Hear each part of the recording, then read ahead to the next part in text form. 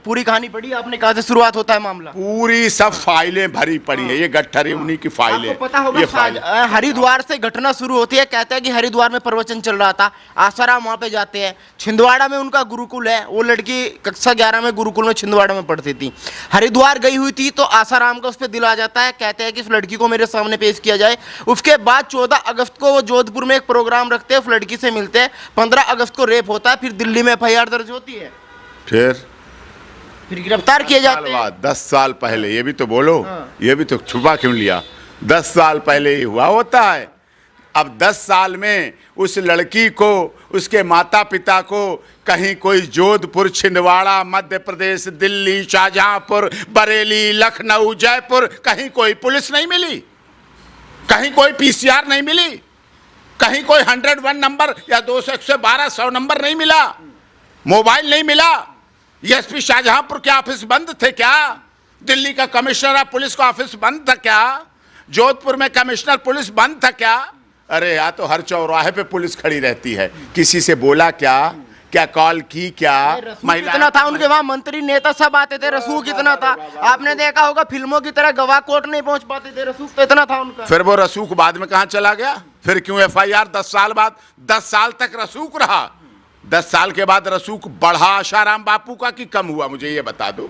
10 साल में आशाराम बापू का तो बढ़ता चला गया ना रसूख। फिर क्यों बात हो गई? ये झूठी थी, इसलिए 10 साल पहले दिखाया गया। ब्रजभूषण शरण सिंह में भी यही था ना, आपने तो कवर किया था ना, मैंने वकालत की ना, 6 महीने तक देखा ना कैसे पॉक्सो बढ़ रही थी, कैसे नीचे घट रही थी, कभी बालिग कभी नाबालिग, देखा ना, लड़ा ना, जीता ना, हटी ना पॉक्सो, डरे ना। वो जो शिकायत करता थे स्वामी चिन्मयानंद सरस्वती, पूर्व गृह राज्य मंत्री भारत सरकार के, उनके खिलाफ यही साजिश रची गई। शिकायतकर्ताओं को भी अंदर भिजवाया, वकालत की मैंने जेल भिजवाया, लड़कियों को भी, और पूरे गैंग को जेल गए।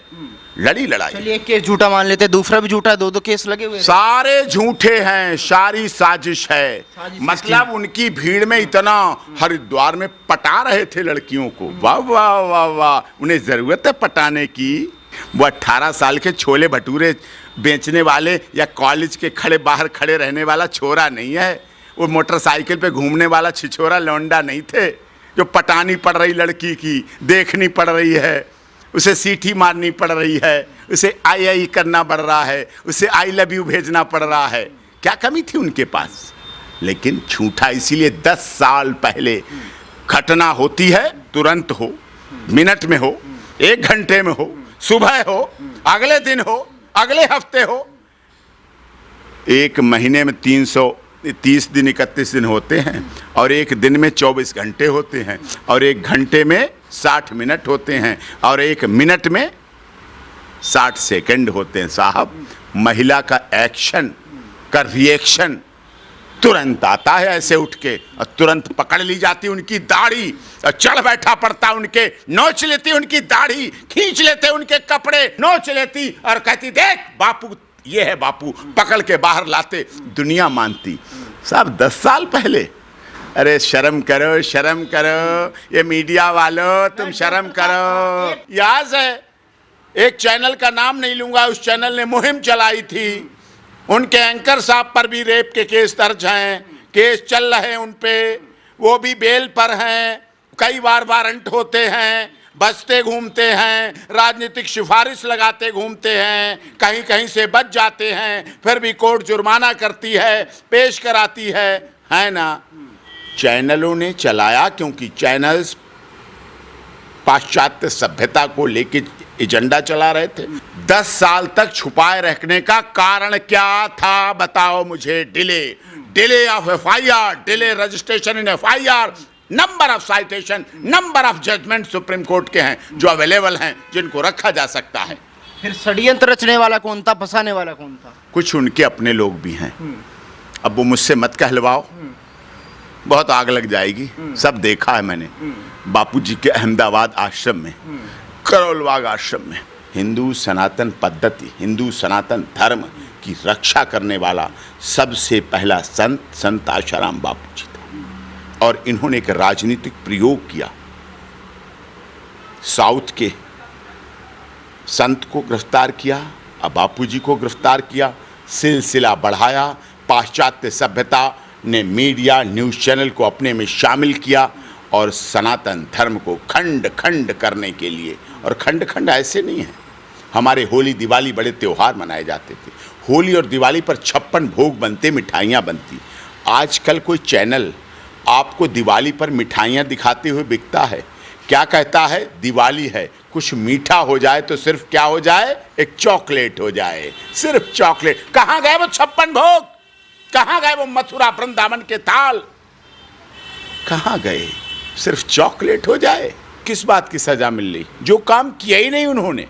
कहीं आप ये फाइल रखी है, ये फाइल है, इस फाइल में कहीं आप दिखा दो कोई सेक्सुअल इंटरकोर्स या इस तरह की कोई बात हो, केवल झूठे आरोप, झूठे षड्यंत्र पूरे। उन्हें क्या है, पाश्चात्य सभ्यता जीत गई और भारतीय सभ्यता हार गई। संत आशाराम बापू जी ने ईसाई मिशनरियों के खिलाफ जो लड़ाई लड़ी, आप देख रहे हैं अंजू जो पाकिस्तान गई, वो परिवार हिंदू था, क्यों ईसाई हो गया? क्यों पाकिस्तान में जब उसका निकाह नामा बना तो ईसाई लिख के, क्रिश्चियन लिख के मुस्लिम इस्लाम धर्म ग्रहण किया, क्यों? वाई? आप कहते हैं कि जज साहब का जो दिल होता है बड़ा ही पसीज जाता है, अगर कोई क्रिमिनल भी अपील करे तो उनका दिल पसीज जाता है, लेकिन आसाराम पे उनका दिल क्यों नहीं पसीज रहा? मैं जुडिशरी पे कोई कमेंट नहीं करना चाहता हूं, क्योंकि अभी सुनवाई होगी, अच्छी बात नहीं है। मैं भी सुप्रीम कोर्ट में 26 साल से वकालत करता हूं, लाइफ बार का लाइफ मेंबर हूं, अच्छा नहीं लगता है, लेकिन फिर भी access to justice for all, जो न्याय सबको मिलना चाहिए, जो न्याय बापूजी के साथ होना चाहिए, जो पाश्चात्य सभ्यता को पीछे हटाने और भारतीय संस्कृति, सीता, सावित्री, गायत्री, अपाला, अनुसुईया के चरित्र को उठाने वाले, उनकी बातों को बताने वाले, वेद, पुराण, उपनिषद, गीता को आगे चलाने वाले कौन थे? संत आशाराम बापूजी, कथावाचक संत आशाराम बापूजी, यही तो किया। और उनका क्या था, अपराध क्या था? क्या वो आतंकवादी हैं? मैं दावे के साथ कहता हूं, आपके देश में आतंकवादियों को छोड़ा गया, आतंकवादियों को रिहा किया गया। नोट करिए बड़ी जिम्मेदारी के साथ, मजबूत कर लीजिए अपने हाथ की आईडी, कहीं कपकपा के छूट ना जाए। के लोग जिन्होंने पुलिस अधिकारियों को घेर घेर कर गोली मारी, उनको जमानत मिलती है और बरी होते हैं और उनके केस क्वैश होते हैं, लेकिन संत आशाराम बापू का नहीं। बड़े बड़े तस्कर, भूमाफिया, डॉन, अतीक अहमद जब अब तो नहीं रहा, अब तो आदरणीय मुख्यमंत्री महाराज जी उत्तर प्रदेश के अंत करने में लगे पड़े हैं। यही अनरेबल हाई कोर्ट इलाहाबाद था, बड़ी जिम्मेदारी के साथ कह रहा हूं, अनरेबल हाई कोर्ट के 1 नहीं, 2 नहीं, 3 नहीं, 4 नहीं, 5 नहीं, 6 नहीं, 7 नहीं, 8 नहीं, 9 नहीं, 10 न्यायाधीशों ने अतीक अहमद के केस को लेने से इनकार कर दिया था। क्या था मतलब? अब तो उसका डर था। लेकिन बापूजी की धार्मिकता है, बापूजी का अहिंसा है, बापूजी का सत्य है, बापूजी का न्याय है, बापूजी का धर्म है, बापूजी का मानव मानव को गले लगाओ। मानवता से बड़ा कोई धर्म नहीं। अहिंसा पे रहो, प्यार से रहो, शाकाहारी बनो, माता पिता का आदर करो, बहन भाई की तरह बहन बेटियों का आदर करो। वो ये बोलते रहे, ईसाई मिशनरियां शिकंजा कसती चली गईं, उन्हें जेल भिजवा दिया। आज भी जेल, इतने वर्ष हो चुके हैं, आप रिकॉर्ड निकालो, जेल में क्या 85 साल के कितने लोग बंद हैं। अगर अब तो उन्होंने भी कहा था कि सलमान खान को जमानत मिल सकती है, तो मुझे जमानत क्यों नहीं मिल रही? सलमान खान किसके साथ कब पतंग उड़ाने लगे, सलमान खान किसके साथ बैठ के चाय पीने लगे साहब, उसकी बात अलग है। उनको बेल कैसे मिली थी पता? उनका ऑर्डर सजा का आया, उससे पहले उनके बेल का ऑर्डर टाइप हो गया। क्या बात करते हो आप, सोचो ना, ऐसा होता रहता है। अच्छा, मुझे एक बात और बताइए, जैसे उन पे आरोप लगे, हमें बहुत सारे समर्थक मिल जाते हैं, तो हम उनसे बात करते हैं, उनके समर्थक आज भी मानने को तैयार नहीं है कि आसाराम ऐसे थे।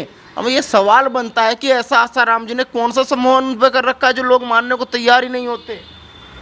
लोकतंत्र है, किसी को कुछ कह लो। आप सोशल मीडिया चेक कर लीजिए, इस देश के प्रधानमंत्री को भी मोदी तेरी कब्र खुदेगी, आज नहीं तो कल खुदेगी, ये नारे इसी देश के लोगों ने दिए। ये देश देख रहा है, बोला कि नहीं बोला। इसका मतलब मोदी जी का पहले धर्म बदलोगे। भाई हिंदू हैं तो कब्र कैसे खुदेगी? पहले उनका धर्म बदलोगे, फिर उनकी हत्या करोगे, फिर उनको कब्र में डालोगे, और अगर आज नहीं कर पाए तो कल भी हम तैयार रहेंगे करने को। बच, तू कहां तक बचेगा प्रधानमंत्री? अरे तेरे को मिलते होंगे यूएई से सर्वोच्च सम्मान, ईरान, इराक, कुवैत से मिलते होंगे। भारत को कहता होगा देश का प्रधानमंत्री 56 इंच का सीना, और मनाता होगा दिवाली सीमा पर जाकर, लेकिन लोग तो उसकी भी कब्र खोदने में लगे हुए हैं ना। कुख्यात आतंकवादी छूट जाते हैं, कुख्यात आतंकवादियों के साथ देश के प्रधानमंत्री माननीय मनमोहन सिंह जी मुलाकात कर लेते हैं, मुलाकात कर लेते हैं, जिनके ऊपर हत्या, बम ब्लास्ट के आरोपों की झड़ी लगी रहती है। लेकिन बापू से मिलने अब कोई नेता नहीं जाता है। संत आशाराम बापू की बात अब कोई नेता नहीं करता है। आज भी आतंकवादियों की बात करेंगे, आज भी डान की बात करेंगे। आप याद कीजिए, जब अतीक अहमद का एनकाउंटर हुआ तो इस देश के इसी आईडी पर नेताओं ने विरोध किया कि नहीं किया? किया ना। जब इसी देश में कुछ गिरफ्तार होते हैं आतंकवादी, जब साउथ में जो एक कांड हुआ था आतंकवाद का, बाद में उस पर फिल्म बनी थी, नेताओं ने विरोध, जामिया मिलिया इस्लामिया के पास उधर है, उस पर भी लोगों ने विरोध किया था ना। नेता विरोध करते हैं, आतंकवादियों के तुले हैं। अपराध का तुष्टीकरण होता है। अपराध कौन कर रहा है? मुस्लिम धर्म का व्यक्ति कर रहा है। एक नेता, एक कुछ पार्टियां, कुछ लोग एकदम सोते हुए ऐसे सो रहे होते हैं, ऐसे सो रहे हैं, उन आतंकवादी को पकड़ा गया, अरे अच्छा पकड़ा गया, गलत पकड़ा गया, उसके साथ मुस्लिम की वजह से हो रहा है, मुसलमानों के साथ ऐसा हो रहा है। भारत में मुसलमान सुरक्षित नहीं है, भारत में मुसलमान ठीक नहीं है, भारत में हम नहीं रह सकते, भारत से बाहर जाना चाहिए। भारत में हमारी बीबी कहती है, एक हीरो कहते हैं हमारी बीबी कहती है हमें भारत में डर लगता है, हम भारत में जाएंगे, फिल्में हमारी भारत में चलनी चाहिए, पैसा हमारा भारत से आना चाहिए, रेवेन्यू हमारा भारत से आना चाहिए, सिनेमा हॉल में भारत से चलना चाहिए। साहब ये बड़े दोगलों का देश है, क्या बात आप करते हो? डॉक्टर साहब आखिरी सवाल, क्या लगता है आसाराम को कब तक आपको राहत मिलने की उम्मीद दिखाई दे रही है? और आसाराम केस में मीडिया ट्रायल का कितना बड़ा योगदान मानते हैं आप? 200% मीडिया ट्रायल की वजह से संत आशाराम बापू जेल गए, झूठा केस बना और उनको सजा की गई मीडिया ट्रायल की वजह से।